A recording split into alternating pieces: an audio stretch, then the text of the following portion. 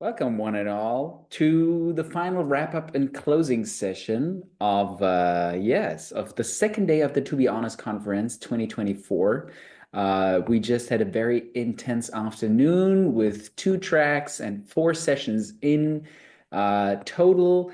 And we have the two hosts of 3 of those sessions with us, Anne and Birte, and Robert, who was planning to join us, had a family emergency, so he can't unfortunately join us, but I was in his session all the time. So Elena just will interview me a little bit.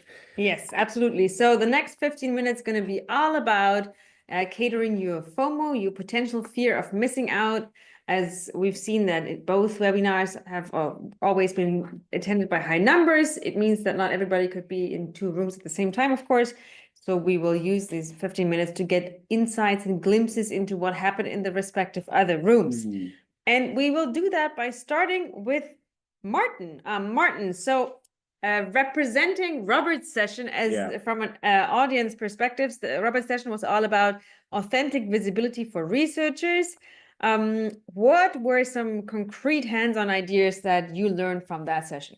I really learned a ton. I started writing on my device and I ended up having like, I don't know, 5 or 6 pages. And so one of those takeaways is really, he said, visibility for you as a researcher is important because if you, let's say, also apply for a job at a company, they do actually buy your network, right? So if you become more visible as a researcher, you start to grow a network, let's say your LinkedIn contacts, and then when you get employed, they buy your network with all the context that you're having. So that is one of the reasons, right? And then being more visible is also half the success, right? He also said that. And then he gave a very strategic rundown how to actually become more visible because there's a lot of, hey, I'm not good enough. Hey, I don't want to impose on people. I don't want to be come across as a narcissist and stuff like that. I think he gave a very decent and great breakdown. You can also tell that Robert, he's an academic by training himself. He worked on Japanese Buddhism.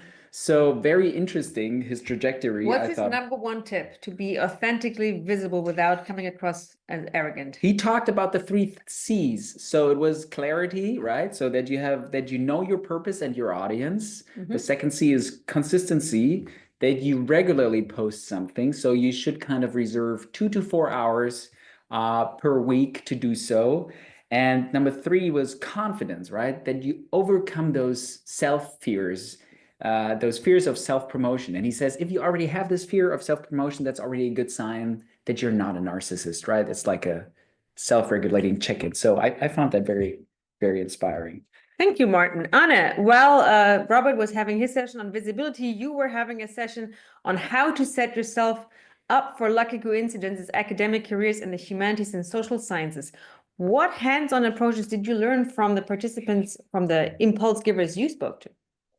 So what was interesting was both of them were actually very unlikely candidates for getting a professorship because both of them work very interdisciplinary and didn't take all the advice that the often conservative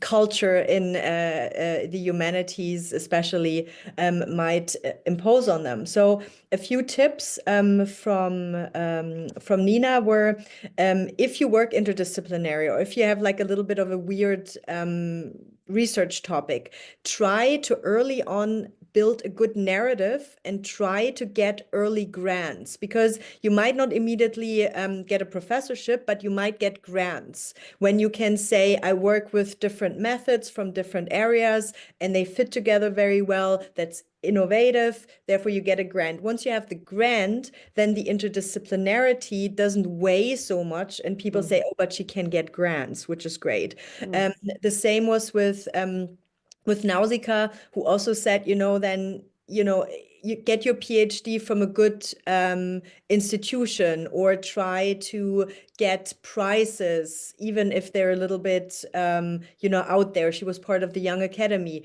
That is also a credential that later helps you to break your way in. And another, I think the overall message that they send is, don't don't try to take all the advice that is given to you. Try to be yourself and be bold and be not ashamed of what you're doing. I think Nausicaa used something even like be shameless about your interests and what you're doing, and don't be shy and just go for it. And I think that's the main message. You really just have to try, but also be prepared and get like some of the currency early on. Thank you very much, Anne. Moving on to the second set of sessions, Birte, you just ran a session on Beyond Academia, the employer's perspectives. What concrete hands-on ideas did you take away from that? Well, first of all, I think for me the impressive thing was right away in the beginning when Susanne said, she talked about her own career, and she said it's not possible to plan a career. And what I think she meant was that, you know, you don't have to and cannot plan out the whole way of your life. There will be lucky coincidences and twists and turns, but what you can do is inform yourself as best as you can when you are in the process of applying for jobs. That is, you know, on the company, on the sector, who's already working there. And I think now, Yes. You're back. You're back. Good. On the Oh, sector, on the yes. people working in the company, that's where we Yes. lost So you. do your research beforehand, because it may take you more time to prepare a customized application, CV and motivation letter, but it reduces the risk of being frustrated not to get an invitation to an interview. And one thing I particularly like is, you know, focus on the change of perspective. What's the problem of the company they need solving, and how can you help them solve that problem? Wonderful. Thank you. So adapt to your audience when looking for jobs. And And take out the sciencey stuff out of your applications. She said she often gets applications and she doesn't understand a word, and that's not a good sign. It's good. Great. Not understanding a word in an application is not a good sign, and that is a perfect segue into the second session that Anne was leading together with Janine Kirstein and Manfred Nettighofen, and that was all about selection committees, the things, the nuts and bolts, what you should know about it, and sometimes what you don't dare to ask about it. What are the concrete hands-on ideas that emerged in that session, Anne? So number one, it's very similar to what Birte said. You have to be prepared. You have to get an understanding what kind of person does this university want, right? And therefore, it can be very different. The questions were, do I need a track record of publications or third-party money or something else? And again, it always really depends. So therefore, it's more important to really try to understand what are they looking for.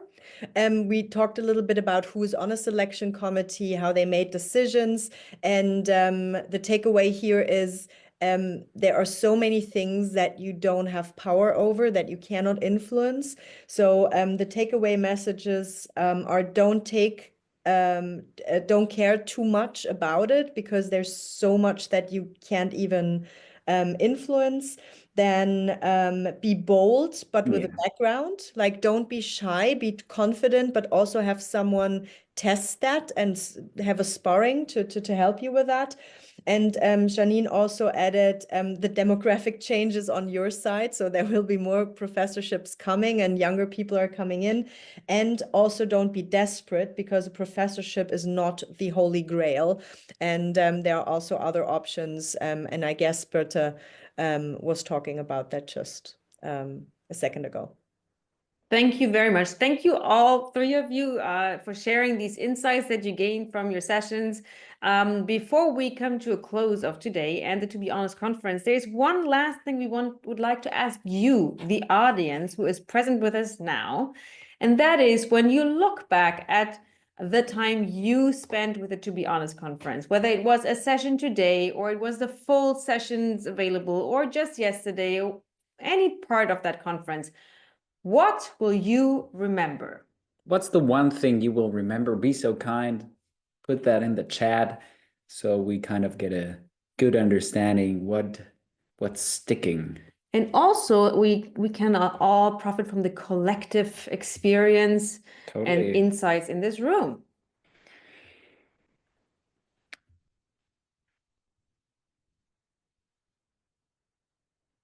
Do not care too much and be genuine. Then there is praise for the GSO, I think, and the whole setup of the conference, how impressively organized you all are. Absolutely. Keep up the fight. Many things: boldness, sparring partner, present innovative teaching ideas, be bold and put yourself out there, be true to yourself. Yes. Be confident. Those were really strong reoccurring themes, kind of serendipitously occurring in a lot of these sessions, because also Robert said that, be confident, right? Yes. Also in Anna's first session, there was a lot of confidence talk going on. It comes again, don't be shy to publicize yourself. Interdisciplinary experiences are a big strength, right? We are all in the same boat with our insecurities, skills, and hopes. I feel community here, not so much competition. Wonderful. That is the spirit that this conference is all about, to like help each other grow together into the future of academia. And keep on trying. Yes. In that sense, it is 5 p.m. Central European Standard Time, and we're coming to the end of this year's To Be Honest conference. And for one last time, we want to pass the mic on to Anna. Yeah, thanks so much. I'll make it quick. So I think what we've learned in these conferences and also from our work is there is not really, unfortunately, like the one formula, right? We cannot tell you do these things and then everything will work out. But I think the main message is here that we hope that you got some sort of encouragement and empowerment that you can find the way that is right for you. And there are people out there who are willing to help. You just have to get a little bit active. Of course, you have to inform yourself. You have to prepare yourself. You have to talk to people. But there is something that you can do. And even though academia might not be the path for you, there's so many other options. Be open, but also go for what is important to you. And we are very happy to help you. Kypra was so kind to also post some of our social media links in the chat. So please follow us. Please spread the word. That's important to us. You can also get our newsletter and really, really reach out to us if there's anything. We try to help or try to connect you to other people. And yeah, with that, I'm very happy that you seem to be sort of happy. That is all we can do. And thanks to our wonderful moderators, Elena and Martin, and the team in the background, Kypra specifically, and Sophia, and of course my colleague Birte, and all the other speakers and our partners and funders. Thanks so much. All the best. Stay in touch. And until next time. Bye-bye. Bye. Thank you. Take care.